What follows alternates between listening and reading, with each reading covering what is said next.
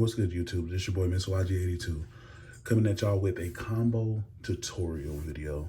So, I showcased my deck profile last week just to show you just the sheer power of the Halki 5X Turbo. Calling it Triple H for now. But I definitely want to get you guys this combo video as soon as possible. So, without further ado, let's go ahead and get this thing started. So you can start the combo with one of two cards, Sanguine or Plague Spreader. And I'll walk you through both of these combos. Sanguine, you're gonna normal summon. I'll put this off to the side. You're gonna link it off into Solomon Great Amirage. There, you're gonna search Crusadia Ouroborea. So with the new text on Sanguine, you cannot activate the effects of monsters that you searched that turn. Good thing this is not an activated effect. So you're just gonna special this to the arrow that it points to, and then you're gonna go into your standard Halki 5X combos. So of course you're gonna make Halki 5X first, and then you're going to special summon your Despot 101. And then from there, you go into your Auroradon. So Auroradon is gonna get you tokens, 1, 2, 3. Since you special summon 2 or more machines at the same time, you can now trigger Despot Graveyard Effect to special summon himself. So now you special summon Despot. Of course, you're already in the Nibiru range and you have no negates yet. So if they had Nibiru, they probably would have Nibiru'd on the Hulk, or maybe even let you get to Auroradon first, just so you can burn the Auroradon. This is probably part of the reason why I play cross out, so that way I can stop the Nibiru and stuff like that. And Nibiru is actually good in this format, but just to have some kind of defense against that. So I'll also show you guys how to play through hand traps. But from here, let's say they didn't have the Nibiru or the Ash Blossom, you're gonna go ahead and synchro here. Let's say they were trying to hold it for a better time, make you use more resources. You can go ahead and go into your Arclight Deer. So now you have a negate to back up your play. From there, you're gonna trigger the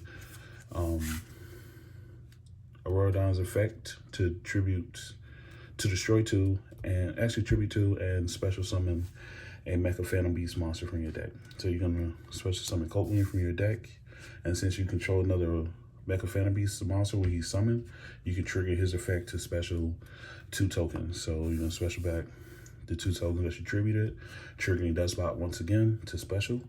Now here, depending on your hand, I can show you a different combo with Emergency Teleport. Where is it? With Emergency Teleport. So if you had Emergency Teleport in hand, I can show you how to get a 3rd negate. If you did not, then your inboard is going to be Herald. You're gonna synchro here into Cupiditch. And now you can increase by 1 or decrease by 1. So here you got an option, because now your Coatwing only has 1 token, so it's only level 7. So you can either make your Boyle Savage, or you can make your Baron LaFleur. Me personally, I like to make Savage here, so I'm gonna increase and make it at 8. Make synchro 8. So there, I'm gonna make my Savage. Savage is gonna get back my, not that one. They get back the Halki 5X. And then I'm gonna trigger Cupid Pitch to search Sanguine for follow-up. So I started with Sanguine and I ended with Sanguine. And I still got the other 4 cards in my hand. So that's just a 1-card Halki 5X combo. And it nets you your own Sanguine back plus 2 negates. So let's take it back a step. So let's go back 1 step right here when we made the Cupid Pitch. So let's say you had the E-Telly. So you're gonna go ahead and play E-Telly here, and you're gonna special out your Ghost Ogre. So since Coatwing's still 7, you can go ahead and synchro those 2 into your Baron LaFleur. And then now you have Baron, you still have your level 5 Cupid Pitch. So you can go ahead and synchro those. And you're gonna make your Boral Savage with your Halky Firebrax equipped for 2 negates. So E-Telly plus Singing literally gets you 3 negates. And you net your Singing back as well. So now it's in the grave, that's in the grave. So you use 2 cards, you got 1 of them back, which means you still have 4 cards in hand, 3 negates. I mean, that's pretty strong. So let's say this is your open hand. So with this combo, you will need 2 cards. So let's just start with your Plague Spreader Zombie and your Coat Wing. Unfortunately, you draw in Coat Wing, it is a brick and you cannot do full combo. But luckily we playing Plague Spreader. So let's go ahead and summon Plague Spreader, link it into Salmon Great Mirage, stack a card on top of the deck to special summon Plague Spreader, and then you're going to link those 2 into your Halky Firebrax. Halky Firebrax is going to trigger, especially your Despot. All right, so we fast forward to the end of the combo. So unfortunately, since you didn't have the E-Telly, you still get to search the Singing, but you have 2 negates and you still have other monsters on the field that you can do things with on your next turn. So, I mean, that's pretty good.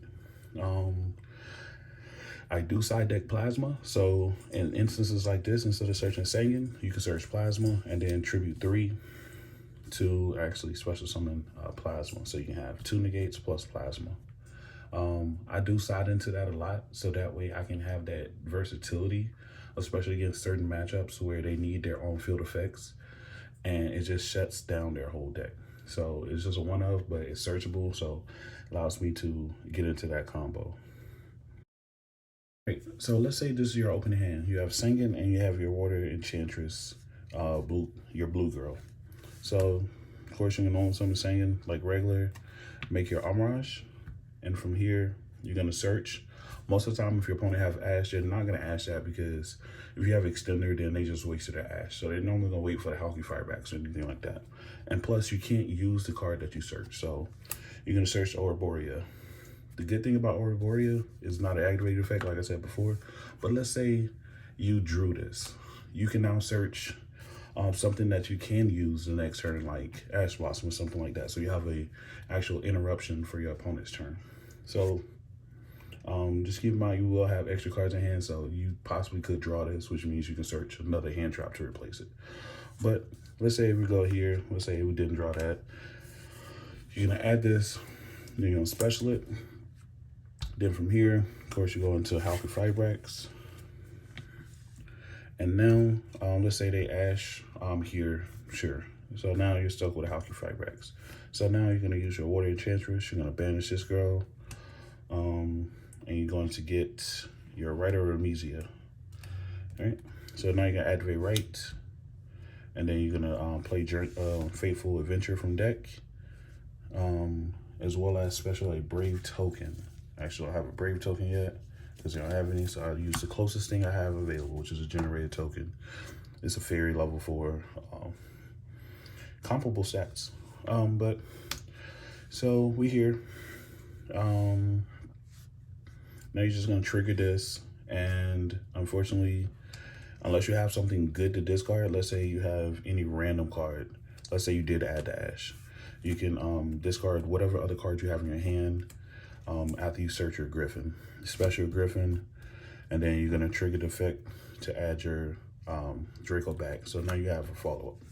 You always want to add it. You don't want to equip it right away, because it is an interruption on your opponent's turn. You can just easily equip it to the token and bounce any card. So from here, your opponent's going to try to play. If they play anything that you're not negating with Griffin, you can go ahead and chain Halky Firebrax, banish it to tag out.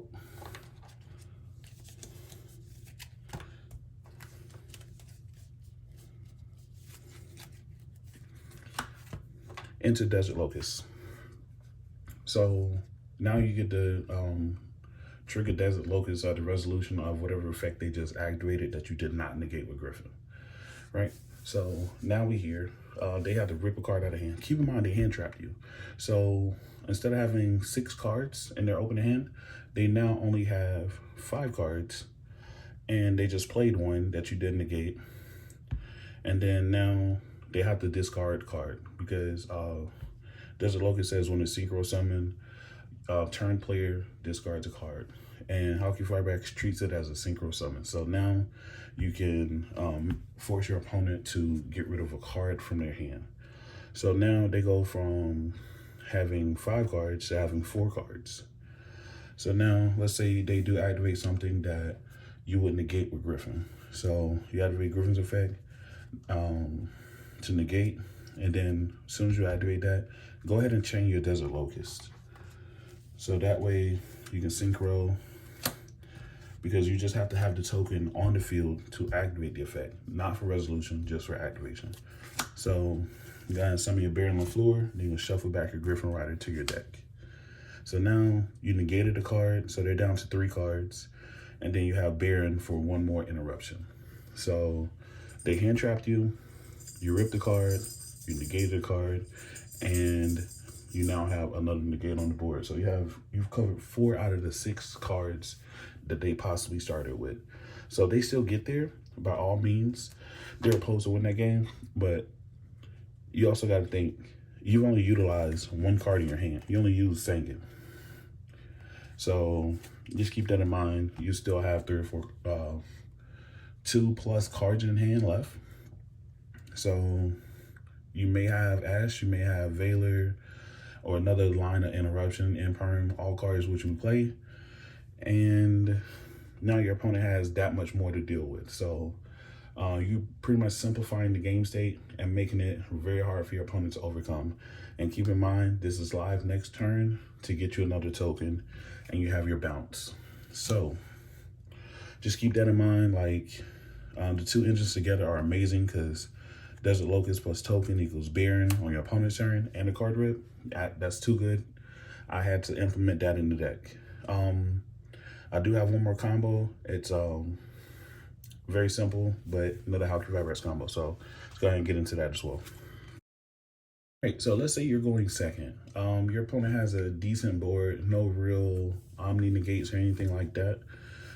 So you can go ahead and after you attempt to simplify the game state using like your Brave package or any of that kind of stuff like that, you'll go ahead and normal summon Sangan. Keep in mind, you want to try to simplify the game state as best as possible before you go for this play.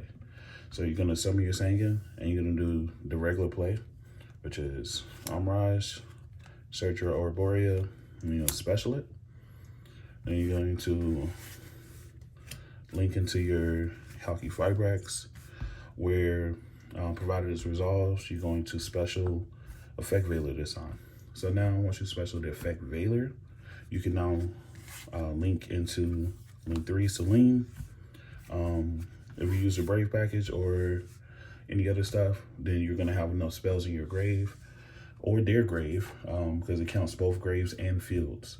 So you'll be able to get at least 3 counters, because you need 3 counters on this to resolve it. So you get your 3 counters plus, and you're gonna special back, remove the counter, special back your effect Valor, and you're gonna link into your access code talker to attempt to kill them. So a lot of times I do this like after I've simplified the game state with either DPE or the Brave package, and then the next turn after I use the DPE, I can now actually summon other stuff, and I just go right into it and just start trying to kill them from there. And with the 3 engines in this deck, I must say it is just amazing, and they just work so well together. There are a few bricks, I must say, but with Plague Spreader, you are able to actually get rid of a lot of those bricks. Not all of them, you just get rid of 1 at a time. So that definitely helps out a lot, because sometimes you need to be able to shuffle back cards and just keep going. Like I've stacked Draco back on top of the deck to summon play, and then searched it again, just picked it right back up and put it in my hand. So that way I lost no advantage. So there's definitely different ways to do that as well, where you don't lose any advantage. But overall, this deck is just ridiculously good, and it's really hard to stop. I mean, once you just test it, you'll see what I'm saying, that it is so hard to just like, cause it just keeps coming. It's like, cool, you stop this engine, next engine, let's go. All right, you stop that, cool, next engine, let's go. Oh, cool, you stop that, let's go into this access code. Oh no, let's go into Anaconda, whatever. It's just so many different lines of play. And of course, the hand traps will help you simplify the game state. So just keep that in mind.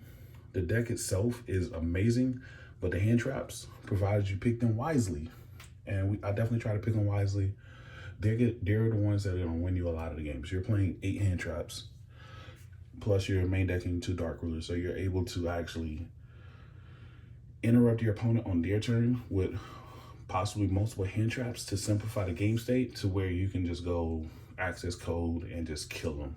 Like access code and then drop DPE and just kill them, or access code plus brave package, kill them, like whatever. So it's just like, it's just so overwhelming, because it's just like, cool, hand trap. It's like, cool, they had 3 hand traps. There's no way they have any starters, and you just normal summon Singing and just go.